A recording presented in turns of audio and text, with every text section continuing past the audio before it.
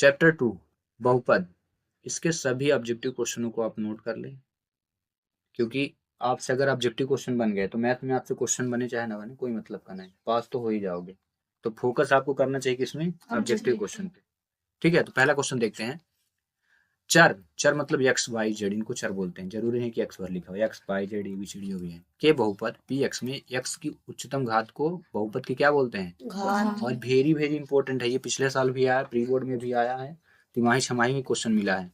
तो ऐसे यहाँ से यहाँ तक लिखा रहेगा, उच्चतम घात बहुपद की खाली स्थान कहलाती है। तो क्या कहलाती है, कितने मिलेगा ऑप्शन में, तो घात याद रखना, ठीक ना। पावर ऑफ पॉलिनोमियल बोलते हैं इंग्लिश में।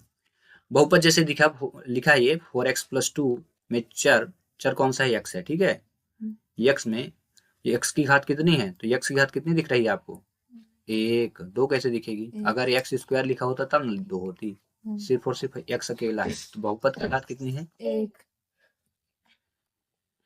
क्योंकि चर x की अधिकतम घात क्या है, 1, ठीक है। वहीं इस बहुपद में बहुपद की उच्चतम घात कितनी दिख रही है, तो आंसर क्या होगा इसका, और इसमें 3 दिख रही है, तो आंसर क्या होगा, ठीक ना, उच्चतम घात 3।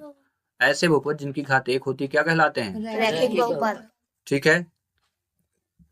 और जिनमें 2 घात होगी तो उसे क्या बोलेंगे, अगर इसमें घात 2 है तो इसे कौन सी घात बोलेंगे, बहुपद द्विघात बहुपद, और जिसमें 3 घात होगी तो उसे क्या बोलेंगे, त्रिघात बहुपद। लो खत्म हो गया। आगे, किसी बहुपद में किसी वास्तविक संख्या के प्रतिस्थापित करने पर बहुपद का मान 0 प्राप्त होता है, अर्थात बहुपद क्या कहलाएगा, शून्य। बहुपद को क्या कहलाएगा, शून्य। जैसे 3x+2 लिखा है, इसमें बोला कि बहुपद का शून्य निकाल, तो क्या लिखोगे, 3x बराबर, ये प्रतिस्थापित मतलब उधर चले जाएगा, तो x बराबर क्या हो गया, -2/3। तो ये बहुपद का क्या हुआ, शून्य, क्या हुआ, -2/3। जैसे क्वेश्चन आया था ax+b का शून्य का क्या होगा, तो क्या लिखोगे, ax बराबर -b और x बराबर -b/a बराबर 0 लिख के सॉल्व करना। समझ में आया, शून्य कैसे निकालेंगे और कंफर्म आएगा। आगे, किसी बहुपद का शून्य उस बिंदु के x निर्देशांक होता है, ठीक है, जहां ये देखो ax+b का ग्राफ x अक्ष को प्रतिच्छेद करता है, ठीक है। ये ax+b का शून्य क्या होगा, ये जो मैंने निकाला क्या लिखा, -b/a। अब वेरी वेरी इंपॉर्टेंट, एग्जाम में काफी बार आ चुका है। आगे देखें, किसी घात के लिए दिए गए बहुपद के लिए y बराबर px x अक्ष को अधिक से अधिक n बिंदुओं पर प्रतिच्छेद करता है, अतः n घात के किसी भी बहुपद के अधिकतम से अधिक n शून्य होते हैं। मतलब ये बता रहा है, जैसे ग्राफ है ना, ठीक है, और इसमें ये लाइन गई है और x अक्ष को जितने बार ये काटेगी तो उसका क्या कहलाएगा, शून्य होगा। तो 1 2 3 शून्य कितने हुए, 3, ठीक है। तो बताओ, फिर पूछ ही लेते हैं, चलो बताओ मनु, कितने शून्य है इसमें, 4, 1 2 3 और 4, ठीक है। सिर्फ x से मतलब रहेगा, 22 मतलब नहीं रहेगा। चलो बताओ इसमें शून्य कितने हैं, मानसी बताओ, 0, क्योंकि x को तो काट ही नहीं रहा, ये x है और ये क्या हो गया, y, ठीक है ना, समझ रहे हैं, तो नहीं कहना दोबारा 0, ठीक है। आगे, बहुपद का x अक्ष को 3 बिंदुओं पर प्रतिच्छेद करता है, अतः बहुपद के 3 शून्य होंगे। कहाँ बताया है, इस डायग्राम को बताया है, ठीक है, ये बताया गया है कि क्योंकि ये 3 बार काट रहा है इसलिए इसके शून्य कितने होंगे, 3, और इसमें 4 बार काटा तो कितने, 4, ठीक है। इसमें एक भी बार नहीं काटा तो कितने, क्या बात है, लाजवाब। और ये क्वेश्चन सन 2023 में आया था, यही किसी द्विघात बहुपद ऐसे लिखा था, ax² + bx + c a बराबर नहीं 0 के संगत समीकरण अगर ये हो तो ग्राफ कैसा होगा, परवलय होगा। तो इस चीज को याद रखना, ये आया ही आया था, श्योर है, आप पेपर उठा के देख लेना। अगला चलते हैं, बहुपद का ग्राफ x अक्ष को जितने बिंदुओं पर प्रतिच्छेद करता है उस बहुपद के उतने ही शून्य होते हैं। अभी जैसे ग्राफ था ऐसे काट दिया, ये x हुआ, नहीं ये तो y होता है, y हुआ, y' हुआ, x और x', तो ये कितने काटा है, 2, शून्य कितने हुए, 2, क्या बात है। रेखी बहुपद का व्यापक रूप, ये देखो रेखी बहुपद के फार्मूला है, काफी बार पूछा है एग्जाम में कि रेखी बहुपद का व्यापक रूप क्या होगा, तो बताना ax + b होगा, बाकी ये सब रामायण लिखने की जरूरत नहीं है, ठीक है। वही द्विघात बहुपद का व्यापक रूप क्या होगा, ax² + bx + c, सुपर है, ठीक है ना। अब द्विघात बहुपद जब हुए तो द्विघात बहुपद के कितने शून्यक होते हैं, तो याद रखना अल्फा और बीटा, मतलब नंबर कितने हुए, 2। द्विघात बहुपद में कितने शून्यक, 2 रट लेना, ठीक है। ये भी एग्जाम में पूछा जा चुका है, द्विघात बहुपद के कितने शून्यक होते हैं। आगे अब इस इमेज के फार्मूले हैं, शून्यकों का योगफल बराबर माइनस एक्स का गुणांक बटे एक्स स्क्वायर का गुणांक। अगर आप क्वेश्चन सॉल्व कर रहे हैं तो इसको अप्लाई कर सकते हैं, अदरवाइज आपको ऑब्जेक्टिव आया तो चुपचाप इतना लिखना है माइनस बी अपॉन ए, ठीक है, अल्फा प्लस बीटा बराबर। वहीं गुणनफल अगर देखें, ये वेरी वेरी इंपॉर्टेंट सीरीज है, ये आ चुके हैं, आएंगे। अल्फा डॉट बीटा बराबर क्या लिखोगे, ठीक है। तो जैसे ये क्वेश्चन है, इसमें बोला कि शून्यकों का योगफल ज्ञात कीजिए, तो हमको पहले शून्य निकालना पड़ेगा। शून्य क्या होता है, जैसे शून्यकों का योगफल क्या है, माइनस बी अपॉन ए, यही होता है ना।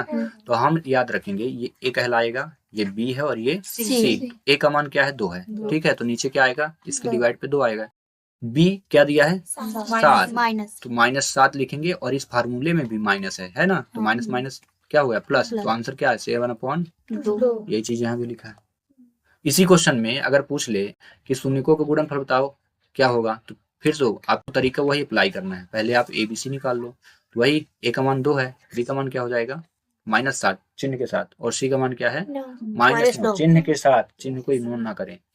और फार्मूला क्या होता है, सी अपॉन ए होता है ना। इसी क्वेश्चन में शून्यकों का अगर गुणनफल पूछे, अल्फा डॉट बीटा होता है ना, तो सी की वैल्यू कितनी दिख रही, -9 दिख रही ना, और ए का मान कितना है 2। ये लो आंसर क्या हुआ, -9/2। ठीक है, तो आपको समझ में आ गया। तो एक क्वेश्चन में देता हूँ, एक्स स्क्वायर यहाँ लिख दिया 3x² - 7x + 12 में शून्यकों का योगफल और गुणनफल क्या होगा, कमेंट्स करें। चलो अगला क्वेश्चन देखते हैं। इसमें बहुपद का गुणनफल क्या होगा, तो गुणनफल निकालना है। क्या होता है फार्मूला, अल्फा डॉट बीटा बराबर सी अपॉन ए। तो हमें सी अपॉन ए निकालने के लिए सी चाहिए, तो सी कितना दिख रहा है, ये -12 चिन्हों के साथ, गलत बिल्कुल ना ही। और ए कितने हैं, कितने एक्स स्क्वायर दिख रहे हैं, 2 कैसे हो गए भाई, एक्स की पावर 2 है, घात 2 है कितने ये 1, तो नीचे लिखोगे 1, तो आंसर क्या आएगा -12। क्यों, 1 का डिवाइड करोगे इतना ही आएगा। आया समझ में, ठीक है। तो आगे चलते हैं हम लोग। यदि अल्फा बीटा किसी द्विघात बहुपद के शून्यक हैं, तो द्विघात बहुपद ये की तरह का होगा जहाँ के वास्तविक संख्या है। अगर आप चाहें तो इस प्रकार से फार्मूले के अप्लाई कर सकते हैं, ठीक है ना। px बराबर k bracket x square minus alpha plus beta bracket x plus alpha dot beta, ये फार्मूला। बाकी ये कि एग्जाम में नहीं आया है, बिल्कुल निश्चित रहें, जो आए वो मैं आपको बता देता हूँ। बहुपद के शून्यकों का योग दिया है -3, योग मतलब क्या, अल्फा प्लस बीटा दिया -3, और गुणनफल कितना दिया है 2, यानी अल्फा डॉट कितना दिया है, बीटा कितना दिया 2। तो बोला है तो बहुपद क्या होगा बताइए, तो चलो बताते हैं। अल्फा प्लस बीटा बराबर क्या होता है, -b/a, अल्फा डॉट बीटा बराबर क्या होता है, c/a, यही होता है ना। अब यहाँ ए एक जैसे दिख रहा है ना, तो इसमें कुछ है नहीं, तो 1 रख लो। तो ए का मान क्या हुआ, 1 हुआ, बी में माइनस माइनस कट गया, तो बी की वैल्यू कितनी हुई 3, और सी में कितना हुआ 2। तो फार्मूले में रख दीजिए, तो क्या होता है फार्मूला, ax² + bx + c। ए की जगह 1 तो x², बी की जगह 3x, और सी की जगह 2, ठीक है। इतना x² + 3x + 2, ठीक है। इसी प्रकार ये क्वेश्चन आया था ना, ये 2.2 का है, क्वेश्चन नंबर 5, t² - 15 है ना। इस क्वेश्चन को सॉल्व करने के लिए देखो बोला है t² का गुणांक कितना है, t कितने हैं 1, और c का मान कितना है b तो है ही नहीं, देख लो ये लिख के भी दिया है, b 0 है, t का गुणांक भर है, मतलब a 1 है, b 0 है, और c कितना है तो बस alpha plus beta minus b/a।